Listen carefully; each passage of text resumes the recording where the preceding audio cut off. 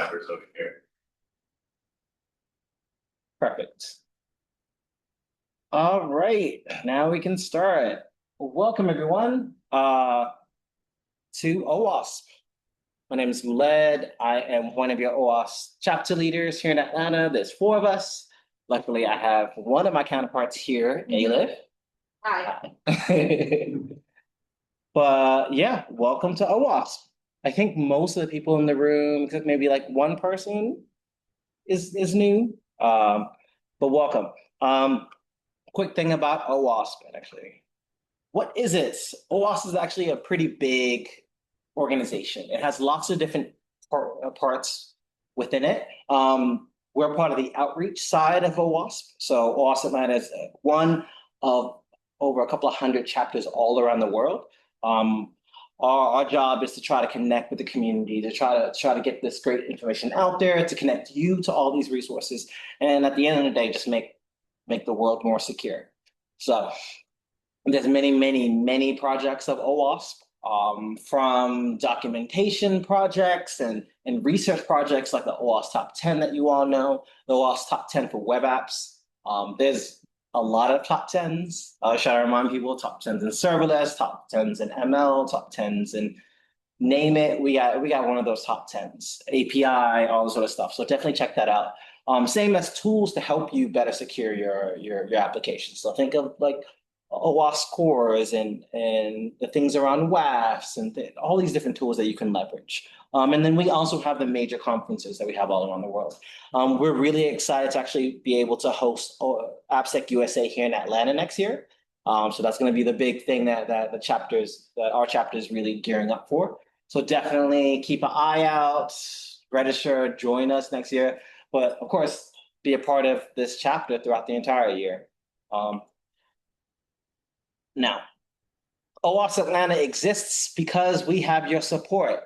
You showing up to help to 2 actual meetups. You being a member of OWASP, donations, these sort of things help us grow. It helps sustain us. So please, if you're interested, join OWASP as a member, contribute to a project, donate. All of that is really welcomed. As well, future events. Yeah, all of our major links. Join us on the global Slack, and soon enough, when we will at some point leave Meetup, unknown date, but we'll be leaving Meetup soon enough. Finally, talk submissions. We love having independent researchers, people who are doing cool things at companies, universities, all these different things contribute to our chapter.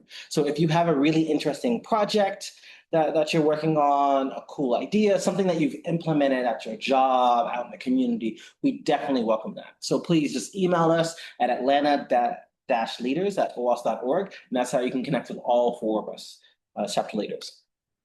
And finally, OWASP is 25 years old. So, and because we're 25, Yeah. we can rent a car now. OWASP as like a global organization can rent a car.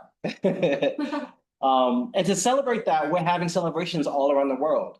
As the Atlanta chapter, we're going to actually have a party to celebrate the 25th anniversary of OWASP. And it's actually going to be happening July 29th, so next month, at Manuel's Tavern. So lots of folks who've been to DC 404 and some of the other meetups, y'all know Manuel's Tavern quite well. It's over in Virginia Highlands here in the city. So definitely join us.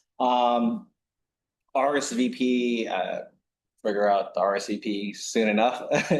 Oh yeah, because I only got confirmation today, so I'll just meet up when I go. Yeah, it's gonna be a meetup. We'll send you emails. We'll send you messages about it. But just save the date. Again, July 29th, 6:30 p.m. Please RSVP so we know how many people's coming through, so we can have food and drinks for y'all. Other than that, like, please join us. It's gonna be really fun. We're gonna make an OWASP trivia. Oh yeah, there's gonna be trivia. There's gonna be prizes. It's gonna be a good time. It's gonna be like the mini version of our holiday party that we do. Yeah. A bit more geeky. So yeah. But thank you. Well, we have to ask the venue about hybrid mode. Oh, well, we'll work out some of these details about hybrid or whatever, Yeah. if that's possible. May have just party online. I don't know. But all right. So as always, OWASP, we like to do things with tournaments and talks and stuff like that. So today we're going to be hosting a previously local individual, Qasim, here. So I don't. Do you want to read your bio? I can do that. Okay. Qasim is the director of cybersecurity at Avena Health Organization, overseeing detection, incident response, vulnerability management, purple teaming, and cybersecurity engineering. Qasim also runs Hamra Security, a small consulting firm protecting and small and medium-sized businesses and nonprofits in a deeply connected world. With a strong background in offensive security and risk management, Qasim has helped organizations strengthen their defenses against evolving threats. He's also a dedicated educator, mentoring professionals, and sharing his expertise at conferences such as B-Size and Black Cat. Welcome, Qasim.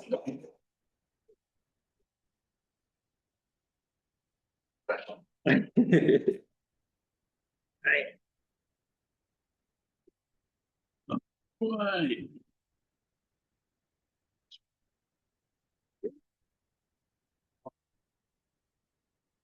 And that's got the camera, right? Yep, camera's right there. Audio's coming in. You all good?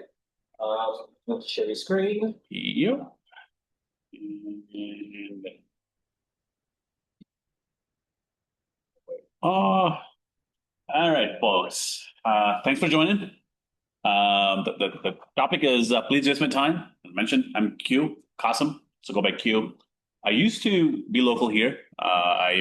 I used to work at a local consulting company and then ran Alpharetta Pen Test meetup for a little bit, mainly because I wanted to eat their pizza every Friday and then wanted my employer to pay for it.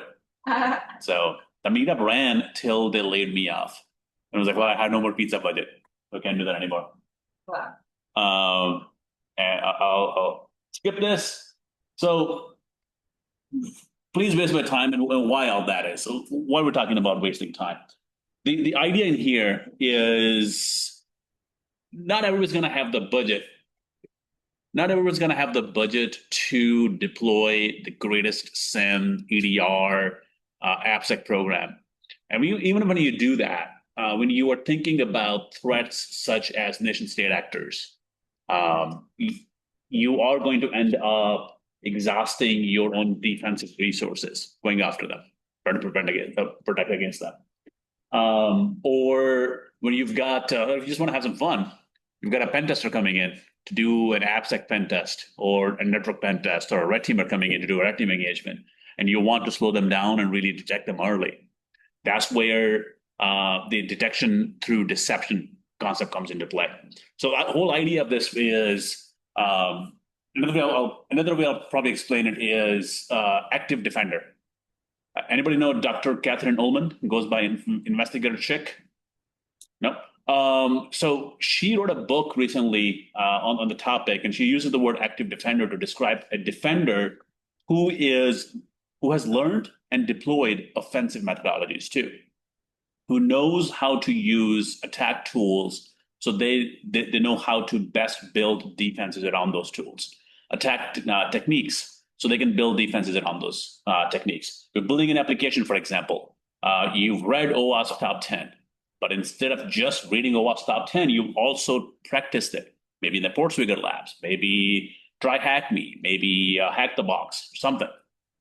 That makes you a better defender. And that defender is what she describes as a active defender. So my goal in here is to give you some tidbits, some practice with ideas around how can you waste an attacker's time and really write their story before they even show up.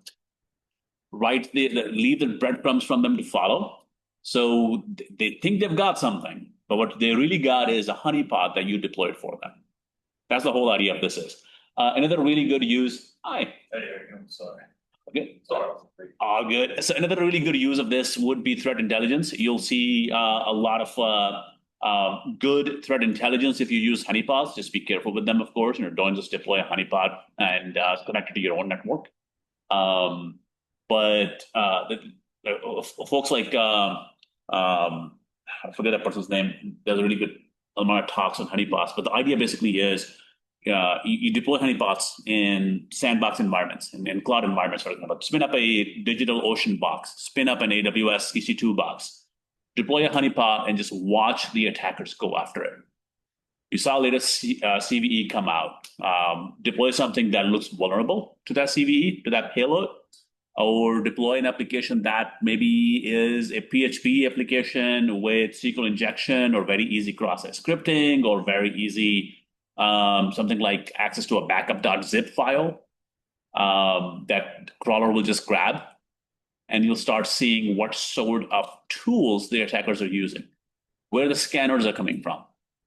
And nowadays, especially, like I used to tell my clients, don't worry about nation state actors, just because you're too small for that. Now nation state actors are not even specifically targeting. It's all just a matter of where they got in, right? So you've got automated scanners running on the internet. They're just scanning across the organization and across the internet, and they get to something that looks vulnerable. Their scanning tool alerted them of something, and they're going to go after that. And then they're going to figure out who they got into. Anybody remember the Stryker incident? The medical company? Well, there's talk, I think Krebs mentioned that in his Krebs on Security, that initial target may have been Stryker, a defense contractor. They just saw Stryker and they got in. And you might just be a namesake to actual target. Or it might just be you're actually vulnerable and then they want to go after that.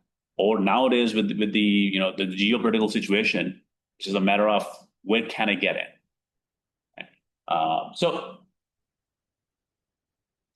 And before we really get into deploying honeypots, word of caution is first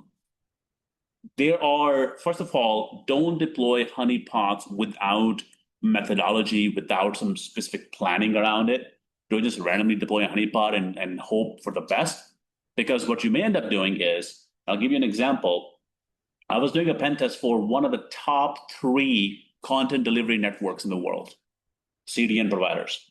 And one of the ways we got in was they had OWASP juice shop running on a Windows box. It was somebody's laptop, and they were just running juice shop. They were probably practicing, they were learning, but it was a corporate laptop. And first we thought, man, that's gotta be a honeypot. It wasn't, but thanks to the juice shop running on their box, we were able to get local file inclusion, use that to get into the box, and then start pulling files, and eventually got a shell on their box. Right? So be careful where you deploy intentionally vulnerable applications, in this case, honeypots. You also need to make your infrastructure believable. I was doing a penetration test against a client. It was a healthcare organization, and they deployed honeypots against us. And they called them honeypot 01, honeypot 02, honeypot 03. So we right away know these are the honeypots. And why waste time in there? They also deployed them in a very basic format. I think they were the, I forgot what's the Raspberry Pi based honeypot. So we just went to that honeypot project's GitHub page, got the default passwords, got into the honeypots, and we just shut down the honeypots. Never did anything else. You also need a whole purple team, not just one person running this whole methodology. Right? If you just assign one person, you're a $2.5 billion organization, and you say, hey, one person, you're going to go and deploy honeypots and manage them across the organization, they're probably going to end up doing that in addition to everything else they're doing. Which means they're not going to be able to maintain those honeypots over time. If their honeypots are not maintained over time, you run into degradation of their value. You run into issues where the honeypot no longer is vulnerable to the newest, greatest things, or it no longer looks legit. Your organization went all on to ID, and you still got an on-premise honeypot connected to on-premise AD. So having an actual purple team is helpful. And what I mean by purple team isn't necessarily that you need to have a team that's red and you need to have a team that's blue. Think back to the concept of active defender I talked about. Your blue team can learn how to attack, and your blue team should learn how to attack. It'll make you a better blue teamer. A good red teamer is somebody who knows how to defend. Anybody who has worked in SOC makes a really good red teamer. Anybody who has worked in red team makes a really good blue teamer. Anybody who's a really good developer makes a really good application pen tester, because you know how the applications are built. You know how they're going to be built vulnerable, or what processes are going to go into place. When you go and tell a client, go ahead and fix this SQL injection, you'll know what the actual effort will go into that. You also, when we go through these honeypots in here, you're going to need to have your honeypots deployed in a way that they're not creating a lot of false positives, and they have specific priorities to the alerts coming out of them. If you drop a honeypot PDF file in a very busy share, the likelihood is it's going to get opened a lot by people who are not malicious. Maybe they're just poking around, which is also not a great thing, but that just Joe who works on the front desk is just poking around is a different risk than an actual threat actor coming into the environment.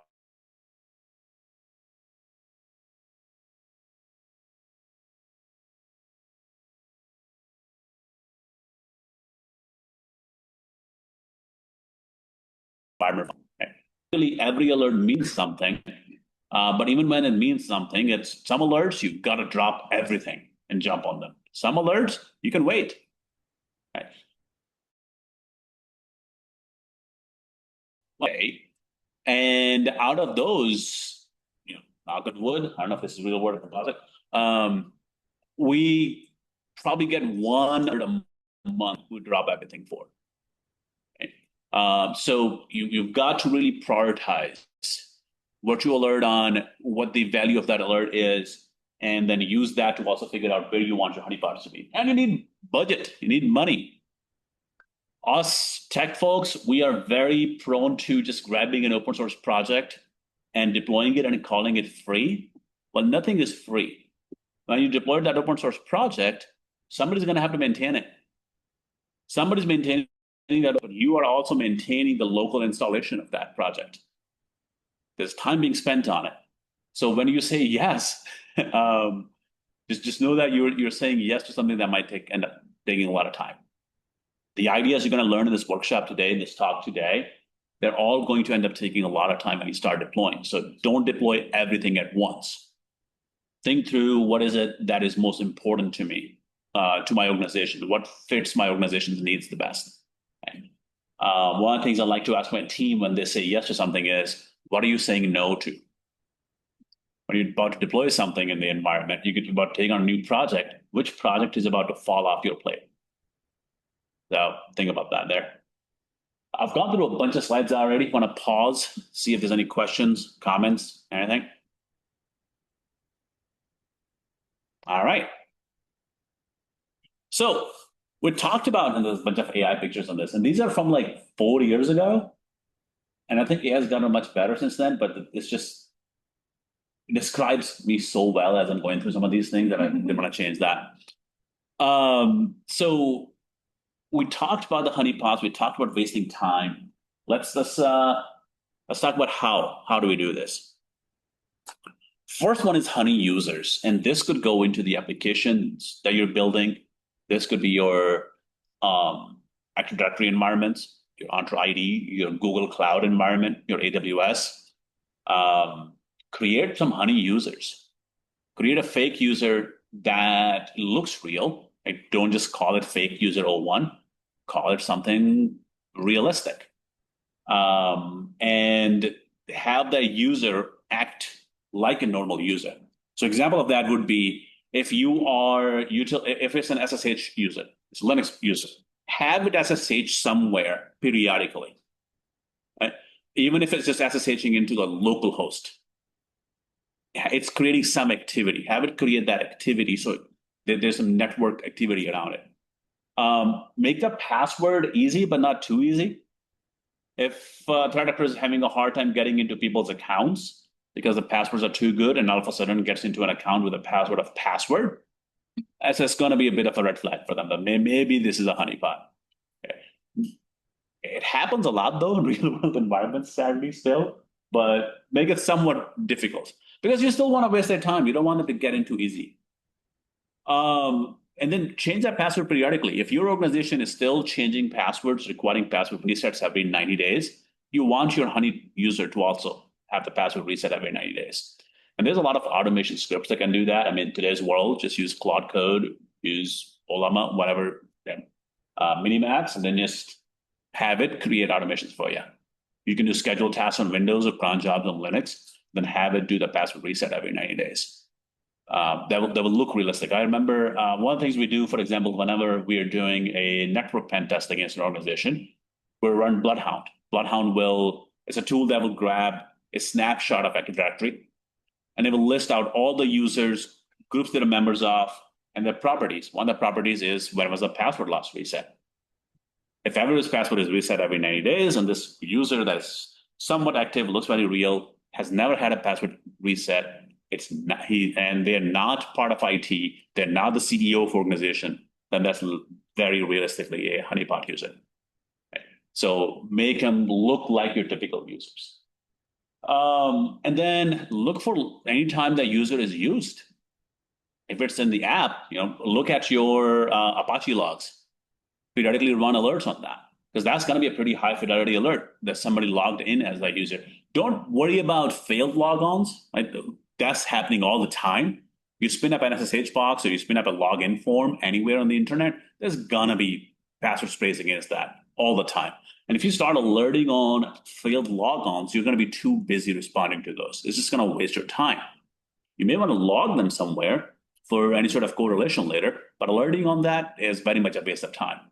But alert on successful logon, especially a successful logon of a honeypot user. If somebody just got in, you want to know what they're going to be doing next. Same thing with you're actually deploying honeypot for research or threat intel. Log that. I take a look at the URL agent. Is it curl? Is it something like burp? Is it Hydra, Medusa? What are they using to log on? That sort of intel about the characteristics of the attack can be very helpful to understand your adversary. For example, one of my most favorite alerts is alerting on the command, who am I? Because everybody who got OSCP is going to run who am I the moment they get in the box. They're running who am I and they're running hostname because that's exactly what OSCP taught them. Mm-hmm. So when I alert on that and that's what I get, I know sort of the level of the attacker on that. Now, if it's an attacker that is reading environment variables on a Windows box, environment, I think it's like $env dot username, $env dot hostname, then I know this is somebody who's a little bit more advanced. Right? If somebody's just making straight .NET calls to the OS to find out what the username is, now that's a whole different level of adversary I'm dealing with. Same thing with the user agents. If it's somebody who is using Medusa or Hydra, that's a different level of adversary. If you're just getting straight up curl requests or some custom URL agent, or if just user agent is Outlook, that's a different level of adversary you're dealing with. That's somebody who's actually gone through the effort of changing the behavior of the tool, changing the way it looks. Okay. And yeah, make the honeypot log on periodically, as I mentioned earlier. Could be SSH to even localhost. Have it, if it's running on a Windows server, have it just run an LS against a remote box periodically. So it stays alive. It's doing something. Any questions? All right. Following with that, and this is remnants from some of the Windows talks I've done, but I think it's important in here too, because a lot of apps do get run on Windows boxes. Still seeing a lot of that. Just straight up running IS server and then running the app behind that. If you're going to be doing it, if you're going to be running something on Windows, one of the very common things threat actors will do when they get in the network is they'll look for service accounts. Because there's an attack called Kerberoasting. I won't go into detail about that. You can Google that later. But the whole idea is you can get the ticket credential for a service account very easily the moment you are in the network authenticated as any user. So if you have a service account with a service principal name attached to it, you can get its ticket and you can then crack it offline. And that becomes a really good, really easy backdoor, but also a way to escalate privileges. So if you created users, create one that has a service principal name attached. your typical user isn't going to be going after a service principal name. They're not going to know how to do that. Threat actor will, an actual admin will, and that might be a way for you to figure out if somebody's in the network. If this is somebody is in your internal network in the Active Directory network, they've broken past the web app and they've made it inside the network at that point. So this is probably going to be a much higher alert than just a honey user, right? Honey user might be a high risk alert. This very much is critical. They've made it inside the network. They've gone past the web app. Yeah. So I'm wondering, assuming that you create the honey service principal or just a honey user, do you ever like drop those honey users in like certain places, like in a Git repo history, or like seeding it around the environment? That's a good question. So the question is, just to repeat for the people online, whenever you create a honey user or honey service principal name, do you drop that as a breadcrumb in like a Git commit or somewhere in a file share in the network? Yeah, just be careful with it. Right? If your GitHub is private or you're using a local instance of GitLab, dropping credentials in Git commits, honey credentials in Git commits, is a really good way to find out if somebody is going through your Git history to find credentials. Because if they use that credential, then yeah, you're going to know. But of course, you also want to make sure you have a documentation somewhere saying this credential was dropped in this GitHub project's Git commit history. That way, if that credential is used, you know exactly where it was obtained, right? Don't just create one credential and drop it in 50 places, because then you're not going to know where they got it from. Also, file shares. I'd create a text file, and in that text file, just drop a credential and leave that in some sort of a network share that nobody should be going into, and see if somebody does anything in there. Right? Zoom is still up. Yeah. Projector fell asleep. Okay. That's a good question. We're going to do something like that later too. Yeah. So there are a few different ways you can go about canary tokens. What we just talked about was very manual, but there's some automated ways or very easy ways to create them too. My favorite one is canary tokens from Things to Canary. The amazing people, they do a really good job of building and maintaining that project. The amount of info and tooling they've made available for free is just mind-boggling. They do sell it. So if you're an enterprise deploying this, make sure that you can convince people to pay for an actual Canary appliance in the environment. So canarytokens.org is the website we'll be using to get some Canary tokens, like Canary in the coal mine. That's the whole concept in there. You're creating a canary coal mine that's going to alert you when there's something happening. You can grab those tokens. You can self-host something. When I'm talking about self-hosting, there's the GitHub/Things GitHub organization. You can grab it from there. You can drop it on a Raspberry Pi. And what Raspberry Pi is going to do is you can make it look like whatever you want. For example, it can look like an appliance. It can look like TrueNAS. It can look like your router or just a file share. And every time somebody tries to connect to it on the ports you've configured, you're going to get an alert. So that's a really good way of just having a whole bunch of canaries on a single box. Then, of course, there's a Things Canary appliance that is the same thing as the self-host option, except you don't have to do things manually. You don't have to spin up Docker containers. That appliance is like plug and play. And I think there's also commercial support options available with that too, which is helpful for big organizations. So this is my canary at home. Synology disk station is what it looks like. So if somebody gets in, they think they're Synology disk station already. The moment I got there, I got an alert. But that's a different priority alert. This is just giving me a very low risk alert. I don't necessarily care somebody got to this page. Right? It could just be somebody locally just pulling up what websites are running local. But the moment they try to log in and they succeed is when I'm going to get an alert. Because now I know somebody's trying to get in there somehow. Okay. So you could make it look like something else, something more juicy. You also maybe don't want things to look too juicy because then they may not look too realistic. But just a NAS appliance at home kind of makes sense. a pretty common thing to have. And that is what the threat actor is going to go after. They're going to want your data. So canarytokens.org is where I usually go for this sort of stuff. So what you're seeing in here is two of my most favorite options. A PDF or a Word file, and you name it something like 2026 hiring plans or 2026 firing plans. Right? Or actually nowadays call it something like 2026 merger and acquisition plan. That's going to get people all interested in this.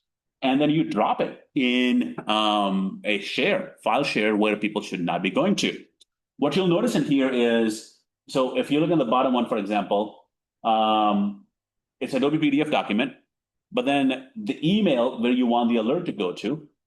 And what's happening is in that PDF or a Word doc is a tracking pixel. And when the tracking pixel is picked up, the web server at canarytokens.org gets a GET request. It notes which IP address it came from, what user agent it came from, and then it correlates that to which token it was, and then it will send you an alert. And then there's a message field in the bottom. That's the most important thing, because I want to remember where to drop that PDF file. So I know which share this file was in. Yeah. Similarly, you've got the AWS keys in here. That's something I dropped on my desktop folder.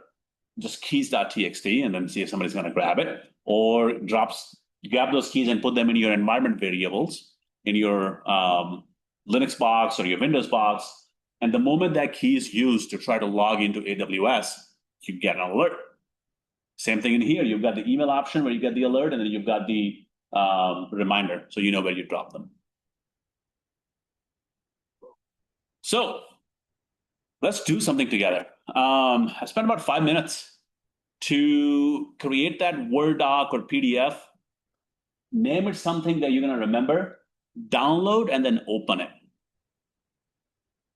Okay, from Canary. So now canarytokens.org, yeah.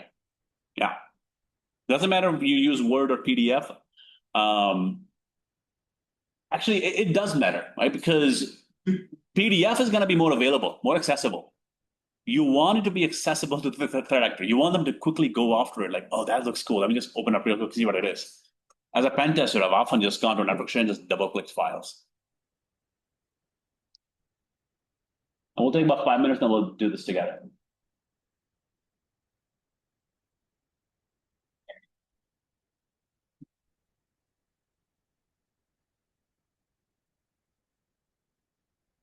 You know what? I'm gonna try it live. Canary.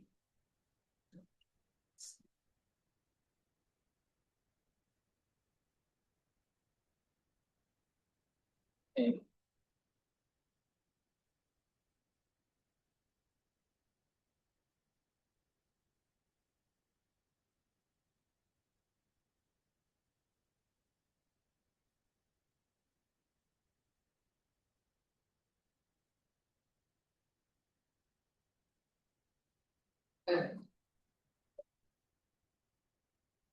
Then you just write something that looks Something like, that reminds you, yeah.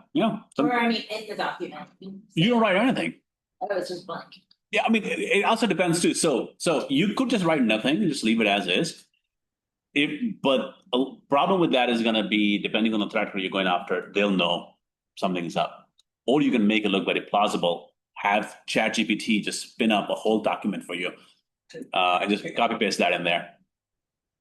Okay. So yeah, but for the lab environment, for now, just don't worry about writing anything in that. Yeah. But definitely when you're deploying it in a production network share, yeah, spin up an actual document and instructions and everything on there. And if anybody needs, everybody's got Wi-Fi connectivity? Good. Yeah. There is also Wi-Fi here if everybody needs it. Did it work? I don't see the final result. Oh. Okay. Let me try it again. I don't think in preview mode it triggered. I created a PDF. Uh-huh. Select PDF. It's a blank page, right? Yeah, because it's tracking pixel there. It's gonna be pretty quiet. But it's called, it named itself Canary Token Creation PDF. Yeah, That don't. you gotta change. Yeah, I gotta change that. Yeah, 2026 taxes. there we go. There's Article 25. Mortgage documents. And a folder. It's on that OWASP. You get it?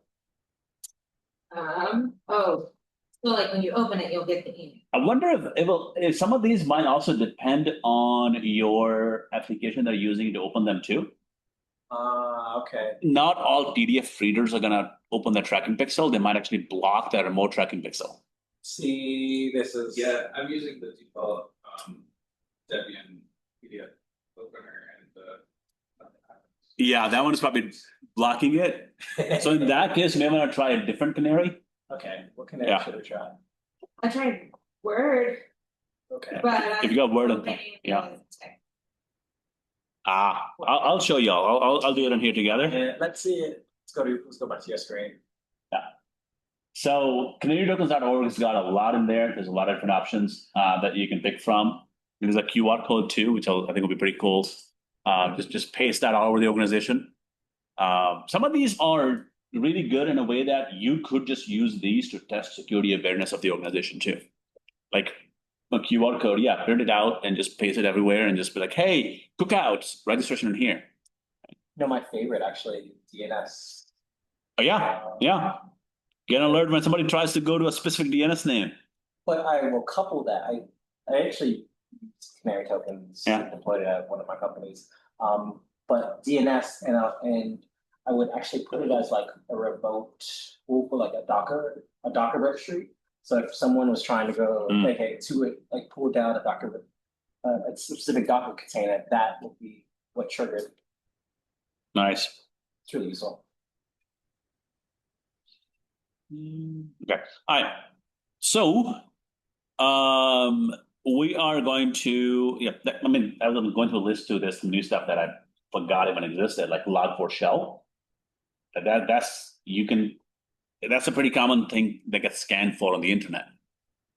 You could deploy that in the network and see somebody try to exploit it. So let's grab PDF. I'm going to use, let's see. Let me grab this one. Y'all are gonna see my Proton Mail email address. Let's call this, let's see, left this one on finance share. On FSO1. You can also do webhook notification too. So if you're using something like Nate, for example, or you're using a SIM that accepts alerts on webhooks, you can utilize that. Thing with this is gonna be, that's gotta be an external webhook.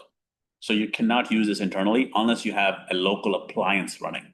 If you've got the Things Canary local appliance running, then you can of course use local webhooks because it's gotta be accessible to Canary tokens. All right, you got the Canary token created. Let's go ahead and download that file. And here we are. The file just opened up.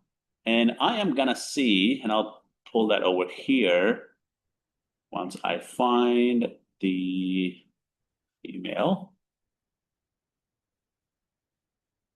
It might take it a minute for me to receive it. And of course, I don't want to pull my whole email up on the main screen. So I'm gonna pull it in the background.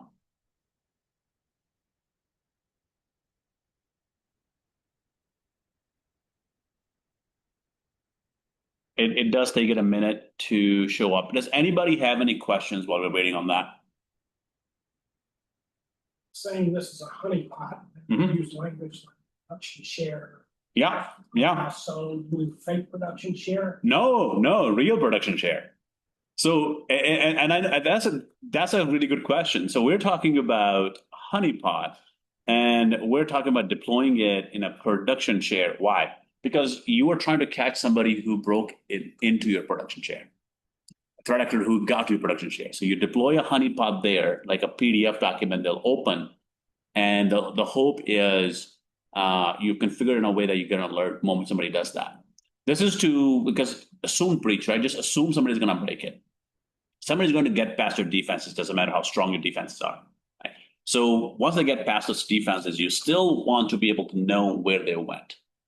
So you drop a PDF doc, a Word doc, AWS keys, some sort of a honeypot in that production network share, file share, maybe the finance, maybe HR. So you get to know when they open that. So you better get up in time. Hopefully, and hopefully that alert that you just fired as a result of that honey token, somebody got on that real quick. Like it went straight to Oxgenie. It went straight to somebody's phone. Somebody got called, hey, that canary token was just opened, which is also why the reminder in here that we put in is very important. So you know exactly where that token was dropped. Okay. I'm gonna ask people up here. Let's see if there are any questions. There's people online. Anybody running into any issues or success stories with this? I want to see if everybody's got anything done already. Drop something in the chat. So, wonder if just the day that I am actually presenting Canary Tokens is having issues. Talking back with Word now. You got it with the Word doc? I might just try that. I might just try Word doc. Yeah, I tried the SVG and that worked. Nice, nice. Let's give it a try again. What is their policy on free versus paid for cross? They don't really seem to care. But I also have not read the terms and conditions doc. You know, so far they have not said anything about it. I mean, hopefully you're not deploying thousands of these. Maybe that's not. That might be not the good canary too. Read through the terms and conditions page. You made it this far. Yeah. Let's see, this time it's an HR share. We have someone online that was able to do it. Nice. So is there, you mentioned a honeypot user. Yeah. I don't see one with canary tokens. Is there another site you use to make the user? So I think they do have one too, but really what I just do is net user add on Windows or just add user on Linux, just manually create a user. Okay. Yeah. But they also have something on that too. Like if you go in and this Think is canary. Thinks Canary definitely has it. Then unless they took it out. You're thinking about a user, right? You would just create it. I think I created my Okta. Yeah, they must have taken it out too. But there's also other ways to go about it. For example, you could just do a sensitive command, sort of an option, and then specify which command. Oh, that's cool. Okay. Yeah. Yeah, or maybe you make a user, like you were saying, do that, and then you put an email address on it or something. Yeah. Set up an alert at any time. So here's an example of it being triggered. Right. So you Canary token was triggered, and here it is. And the source IP address too. So where it came, which IP address it came from, what time it was, and of course, hopefully you had a good note in there to tell you where it was dropped. And then user agent too, especially this was a Word file, so it tells me which word. This was in Mac, so my threat actor is using a Mac in this case. So that sort of thing is pretty useful for this. Yeah. The spirit of wasting an attacker's time. That's a good spirit. When we generate these images, PDFs, Word files, whatever from Canary tokens, it gives us an empty file. Can we put mock data? Yeah, throw some mock data in there. Okay. Throw like a training manual, throw more tokens in there. Maybe your Word doc or PDF doc has the AWS Canary. Or it's got some expired old username password in there.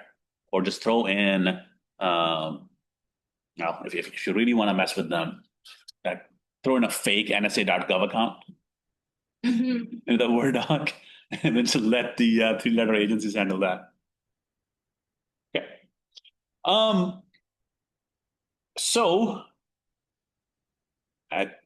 one of the things I was also thinking towards here was RAG pipeline. So we're talking about adoption here, right? How would you use it? Anybody want to sort of think about this? How would you use a token like this with your AI RAG pipeline? Does anybody know what RAG pipeline is? Yes, go ahead. I thought you were about to make a joke. To generation.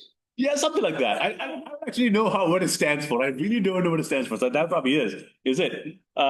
It's retrieval. That's Yeah. So you're retrieving data. Your AI is retrieving data from a document, right? So as you're talking about wasting the time, if you have an AI agent in your organization that retrieves data from an actual, from like what's the word I'm looking for? From company documents. And those company documents then are fed into AI answers from them. An example of that would be you create an AI agent that is IT AI agent people can talk to over Teams or Slack, and it reads all of your IT documentation from your help desk, from your intranet, and it can answer questions based on that specifically. What if you fed it fake data also? You said something like, hey, whenever somebody asks you about IT help desk user's password, give them this password or move them towards this specific document. Or you have an actual document in there, a Word doc, a PDF doc filled with just junk fake data about a very specific Project Aurora.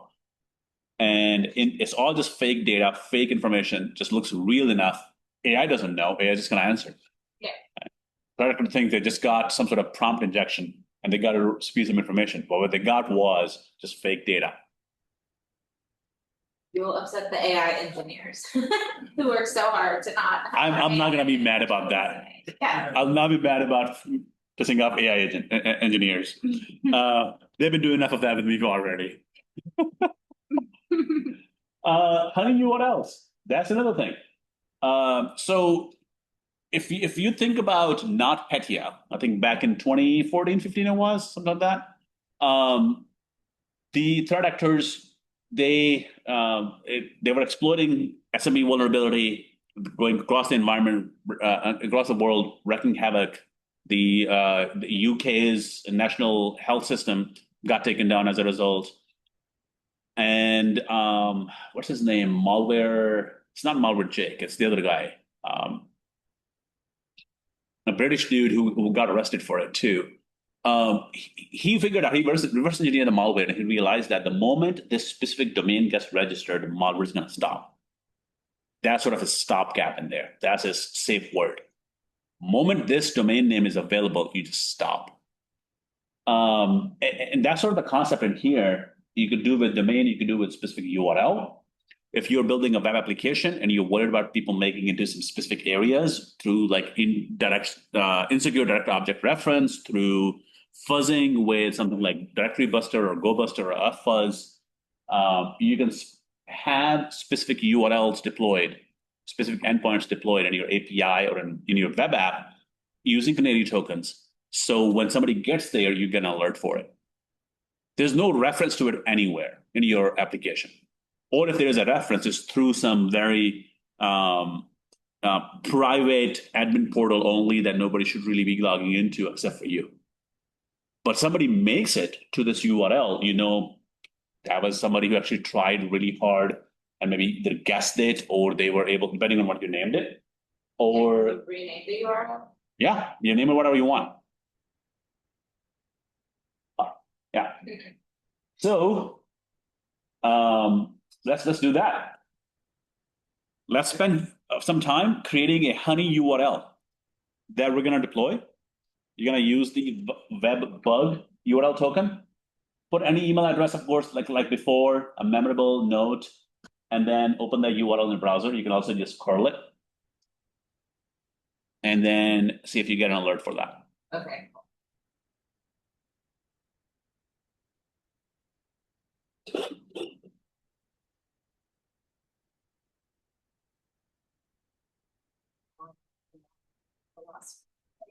I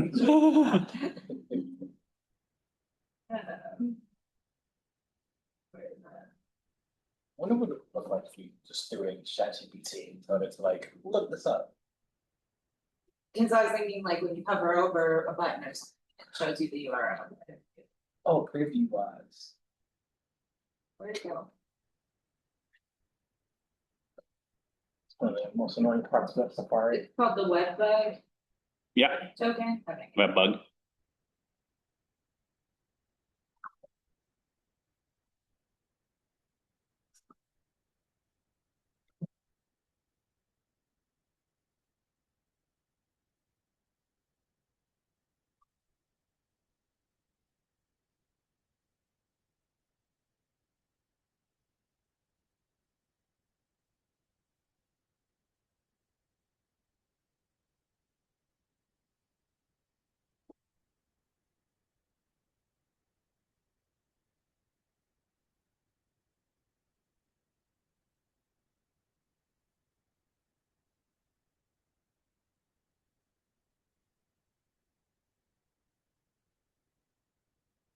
Change it here. Let's try it. And there's gonna be a few ways to deploy it too, because when you generate it, it's gonna be an actual canary tokens URL. So if you have a local appliance, for example, you can generate a specific one, custom one, like your own internal URL. Oh, that is cool. Definitely got it triggered, so. And there's no way, as an attacker, I'm gonna shut this down right away. I'm gonna be like, oh, what is it? What did they build? Value class equals stars. Funny story, It's not working. that same, Spin it around, yeah, Can you? click on the. get it? Oh, that is cool. Okay. Have fun. Yeah. So funny story, the same CDN network that we got into because they had OWASP 2 shop running on a production workstation. They also had we got in through a Heartbleed from external environment, and Heartbleed, if you recall, was a vulnerability still is around, and there's a few more bleeds now that would give you part of the memory. It was in the heartbeat mechanism of OpenSSL library, and then the heartbeat itself, the requested response was very tiny, and that was what was vulnerable. And what it would give you was a very tiny piece of memory. So you would have to run that exploit quite a few times to get full memory out of it. And you only get a few kilobytes each time, and your server might have 64 gigs of RAM. Might take a while. So we used Heartbleed. We got in to one of their servers because in the memory there was username, password, and a URL. Once we got to the website and we logged in, there was just a giant button that said open. So we click on it, and now it says close. We click on it again. Now it says open. We click on it again. Like, what's going on? We got a phone call from our point of contact saying, can you please stop messing with our garage door? They built an actual web app, a custom web app for the garage door to remotely open and close it. That was the vibe coding back in 2015. So that worked out for us pretty well.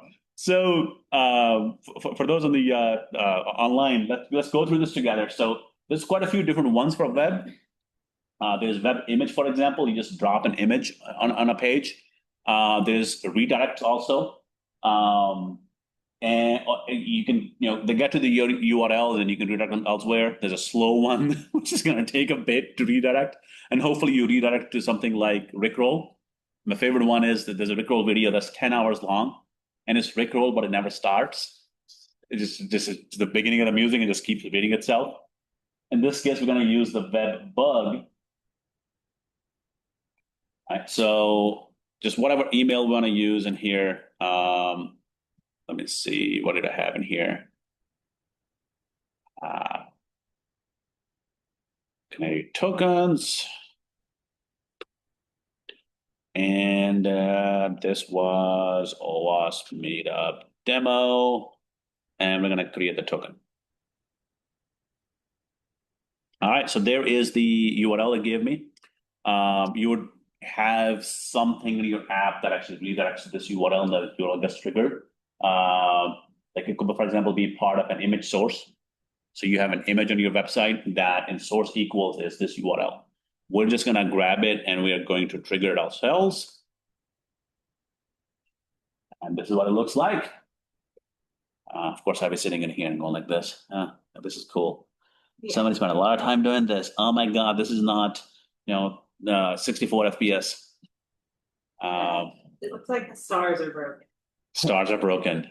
Yes, our stars are broken. All right. And then what on the other end I got is, I'll bring that up in here. Nice. Getting it online. Let me see if it's going to show up. Come on, show up. No. This is what I got on the other end. All right.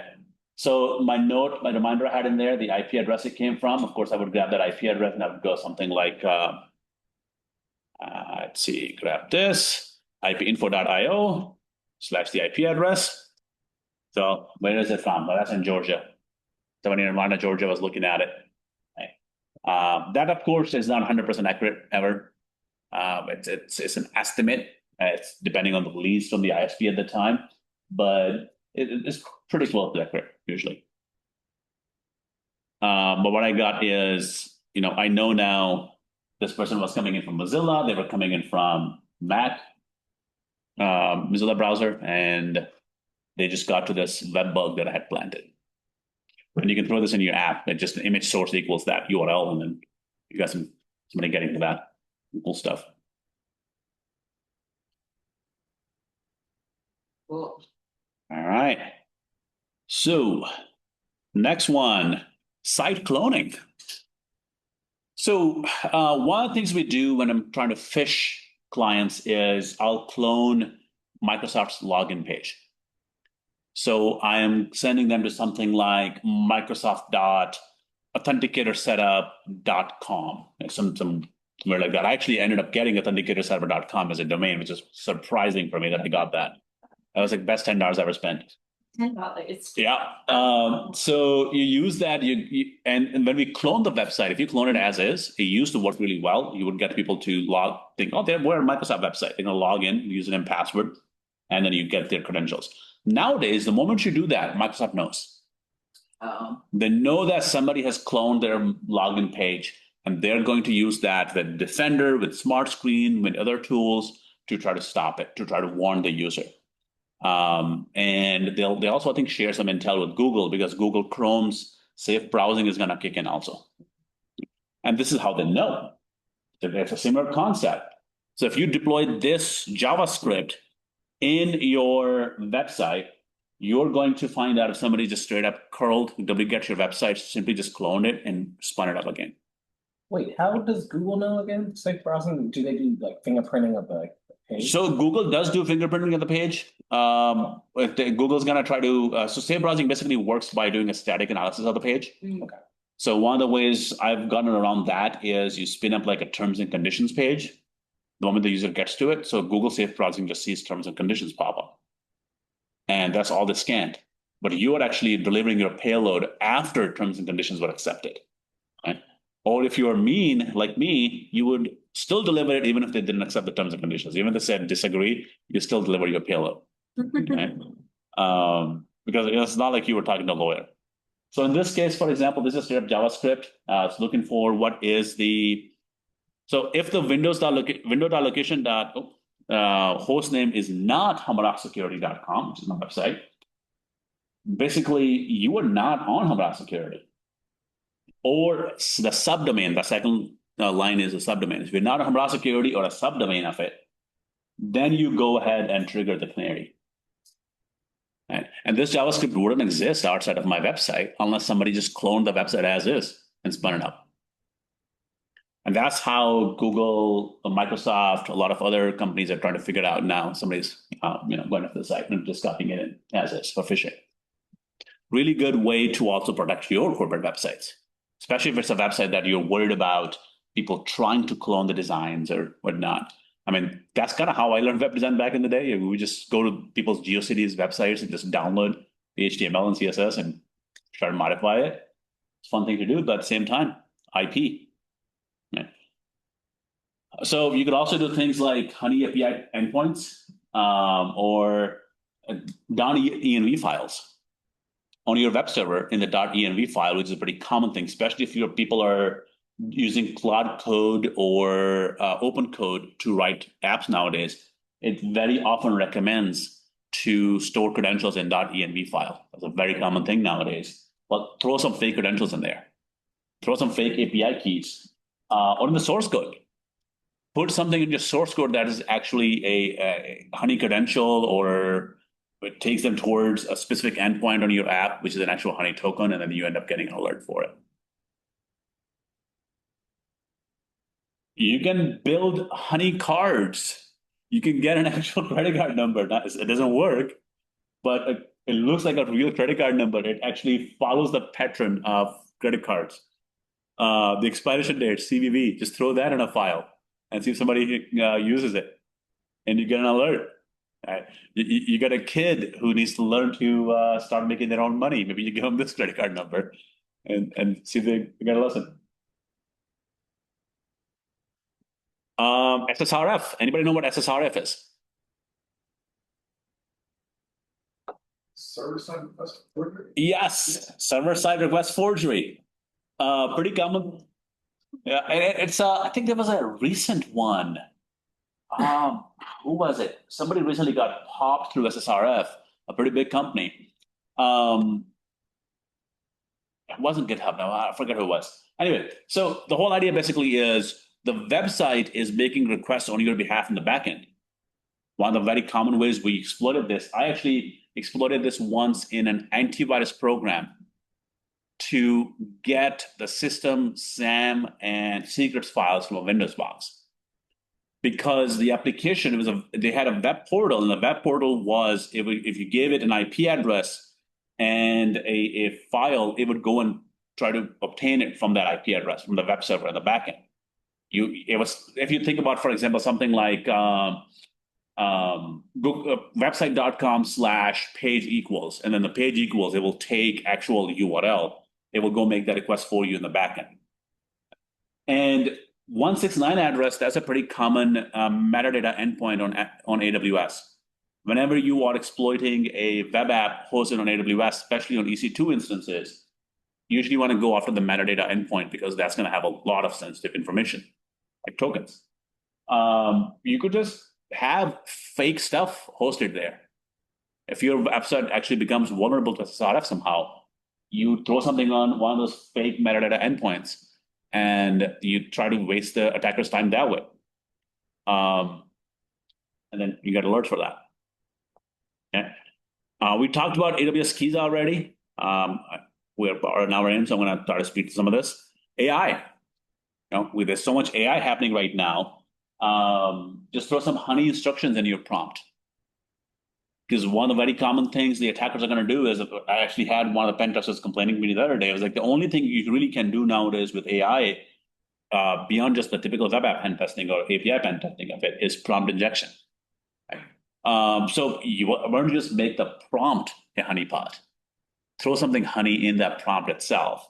We talked about RAG earlier, throw some fake data into a document and have your AI agent read it.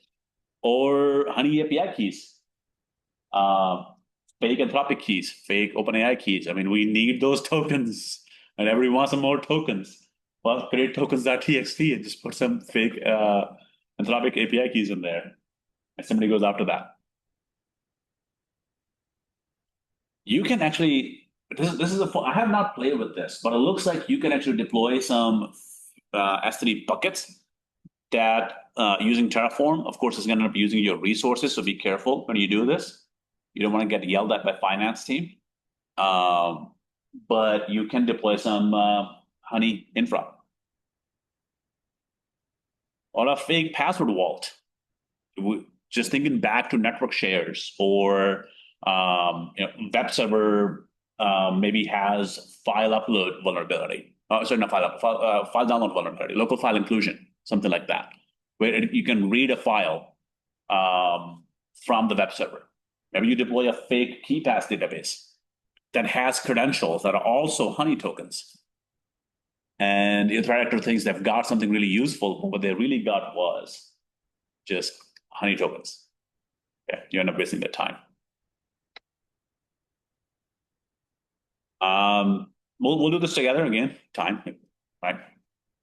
So actually, we just skip this one. This was just supposed to go wild. So go wild on your own, on your time. But there's just so much on Canary Tokens website that you can mess around with. We talked about the clone website, credit cards, MySQL. You can have a MySQL database or a dump downloaded somewhere that people can go after, and you end up get something, or a fake app. Install a fake Android app on your phone, and the moment somebody opens that app, you end up getting an alert. Like, how freaking cool is that? And then you know. Yeah. On your phone. Just be careful when you're doing this. If you are doing it against a pen tester that you paid $40,000 to do a pen test, you maybe also don't want to waste too much of their time. At some point, you want to let them know there's a honeypot so they can move on and look for actual vulnerabilities elsewhere. But make sure they put in their report they got caught. Pen test reports should also talk about the good things, not just the bad things all the time. So if you caught the pen tester, make sure they put in the report the evidence of that. When you were pen testing, how much time do you feel like you wasted with honeypots or something? There were some clients for sure that wasted a lot of my time, like a whole day. Oh wow. Before they told me that it was actual honeypot. And you were like, oh yeah, I meant it. I was like, I hate you guys. Nothing gave it away to you that it was. Oh no, it was really good. I think they were using actual, I think it was Sophos, I think that's that. Or no, it was Carbon Black. When Carbon Black used to be good before they got bought out by Broadcom. They did really good job with honeypots. They would just spin up fake Windows Server 2003 boxes. It would look like it's a box, it wasn't a box. It would respond with that. My Nessus is full of these vulnerabilities, these critical or high-risk vulnerabilities because they've got a Server 2003 box. But they don't. It's Carbon Black wasting my time. And it's actually responding to those requests. And I'm like, why am I not getting a shell? Mm-hmm. And I start troubleshooting. I'm running TCP dump and all that. I can't figure it out. Maybe my payload is getting caught on the other end. What's going on? Let me change the payload. A day goes by. I call the client. Like, so I think I took the server down. They're like, no. We just shut the honeypot down. We were just done wasting your time. Yeah. And I'm sweating bullets. I was like, did I just take down a production server? Trying to exploit it? Yeah. So that's the talk. Hopefully you end up wasting somebody's time. That's me on LinkedIn. Feel free to connect. I promise that QR code takes you to LinkedIn and nothing else. But that's also my website, Raw Security. Yeah, question. Yeah, if you're on the offensive side, is there a way that you can track something is opposite settlement? Yeah, definitely. I think so. It would depend on what sort of access you have. So the question is, if you're on the offensive side, is there a way to know if something is there's traffic going to canarytokens.org? If you are really concerned about that, the moment you download a PDF file, for example, from a client, make sure you open that on a truly air-gapped box. When I say truly air-gapped, don't worry about don't go crazy, just disconnect from the network. That's all we need for this sort of a thing, right? Run TCP dump, that sort of a thing. There is folks from Outflank. They have built a lot of good red team infrastructure. They posted on their GitHub also. It's Outflank, and they have basically a SIM for red team. So all of your red team infrastructure, who is it talking to? Who is coming and looking it up? Who is trying to access it? How long have your payloads been active? Beacons been active? That sort of a thing can be very helpful. And because when you're trying to find out if the blue team found you, having your own sort of detection infrastructure as a red team can help you find out if something on your infrastructure or from the files you downloaded is going to tokens.org. If you end up in a position in the client itself where you have a machine in the middle position, or you got to a gateway or a router or their firewall, of course you can do queries there too. But if you're really concerned, like you're truly doing a red team, you're trying to test their detection response, I would suggest spinning up your own blue team infrastructure to use during red team engagements. to not only protect your red team and fraud, but also detect when the defenders are coming after you. Any other questions? I got a question. Yeah. Because I know we keep talking about AI. Oh no, we don't talk about AI.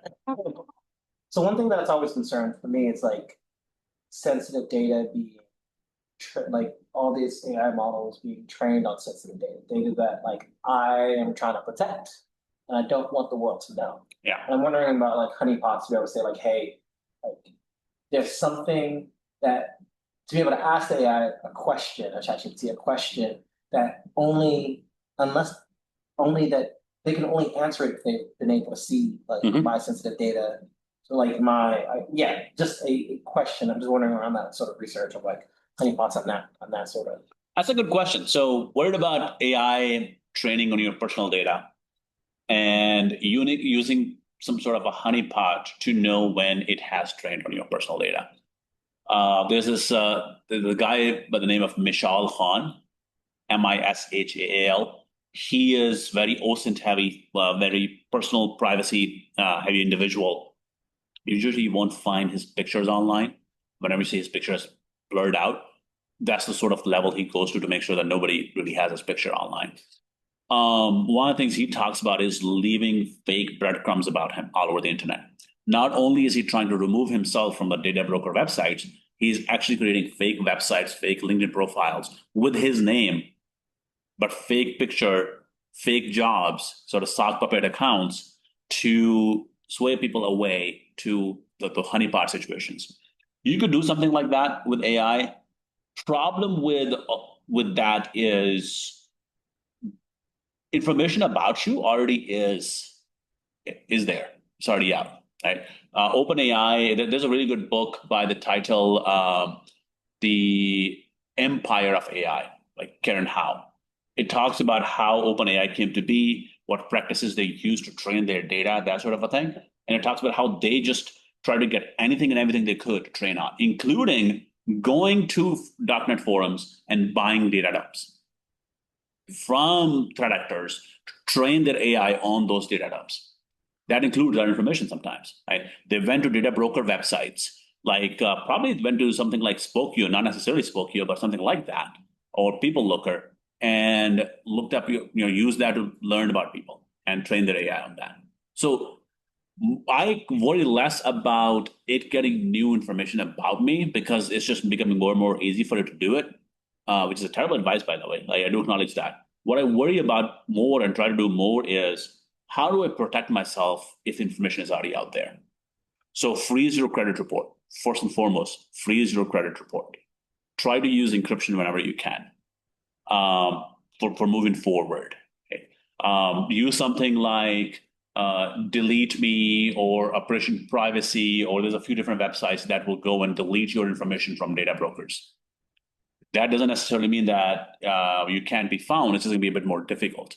Like if you go to something like People Looker and you try to look me up, it's not going to have that. There's probably some other websites where others show up that don't really honor opt-outs. Or one thing you can do is some of the websites will not honor opt-outs, but you can tell them you're a California resident, just fake California address, and then they have to opt you out because of legal requirements. EFF has a whole ton of information on that. There's some really good information there about counter surveillance and about privacy and all that. So, and then Michael, is it Bezel? I think he wrote some books on that too. Inteltechniques.org or .com is his website. Talks about a lot of that. So, yeah. Sadly, in the AI world, privacy, whatever was left is no more. Right. Yeah. So you just got to work on protecting any sort of future infringement, but also just reducing the impact bad thing happens. Like assume breach, and then what can I do to reduce the impact? And first and foremost, freeze those credit reports. It's free. It's your legal right to be able to do that. Yeah. Thanks to EFF. All right. Any other questions, comments? Did I waste your time? The correct answer is yes. Anyone online? Anybody have any ideas how you're gonna use these things? Yeah. Try to figure out how things can carry. Try to detect it. Yeah. So are there other companies that do what they do or com or the work? Yeah, I mean, definitely there's uses for it on both sides. What it really comes down to is how probable you made it. How easy was it to figure out that was a canary? And then how did you connect to your alert pipeline? Did I answer that question or? Thanks. Somebody online saying is that they will use the canary tokens for CTF. Oh, that is mean. I love that. Use it for the CTFs. I would even actually, I was talking to somebody at B-Sides Buffalo about this talk, and one of the things they mentioned they were doing is they are using canaries in their CTF. It's an AI CTF. And what they're doing is they're leaving breadcrumbs for AI attack tools to follow. So the AI attack tools end up just going crazy, nuts about this canary, and they think they've got something, but they don't. But they made it so obvious for the AI tool specifically that they know AI tool is going to go after it. That way the AI doesn't win the CTF. Yeah, AI doesn't win the CTF. Yeah, and you could actually, one of the things you could also do is your token itself could be an AI agent that just keeps on rewriting the story and keeps on leaving more breadcrumbs. Anything else? Well, thanks everybody. Thank you. Appreciate your time. Thank you.